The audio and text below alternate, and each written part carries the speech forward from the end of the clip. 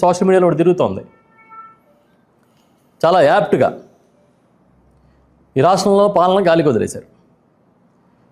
ప్రభుత్వాన్ని ఎవరైనా చంద్రబాబు నాయుడు గారు మీరు ఆడబిడ్డ నిధి ఇస్తానన్నారు కదా, ఏమైంది అని అడిగారు అనుకోండి, తిరుపతి లడ్డూలో కల్తీ జరిగింది. రైతులకి ఉచిత పంటల బీమా ఇవ్వట్లేదేంటి అని అడిగారు అనుకోండి, తిరుపతి లడ్డూలో పందికోవ కలిసింది. అమరావతి రైతులకి ప్లాట్స్ ఇవ్వలేదు, మళ్ళీ రెండో దశ పూలింగ్ ఏంటి అంటే తిరుపతి లడ్డూలో చేప నూనె కలిసింది.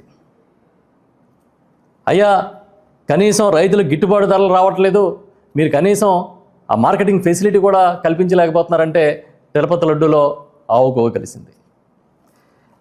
నిరుద్యోగ భృతి ఇస్తానన్నారు, ఏమైంది అంటే తిరుపతి లడ్డు కల్తీ జరిగింది. జాబ్ క్యాలెండర్ ఏది అంటే తిరుపతి లడ్డూలో పందికో ఉంది.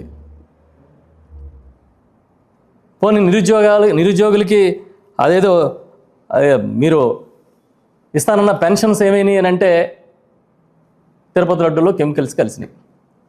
ఎంప్లాయీస్కి ఇంకా పిఆర్సీ ఎందుకు ఇవ్వలేదంటే తిరుపతి లడ్డూలో హార్పిక్ కలిపారు. అంటే ఈ తిరుపతి లడ్డు పేరు చెప్పి, కల్తీ పేరు చెప్పి ఈ 3 ఏళ్ళు కూడా గడిపేద్దామని ఫిక్స్ అయిపోయారు మీరు. జగన్మోహన్ రెడ్డి గారి మీద బురద జల్లాలని ఇదే కార్యక్రమం.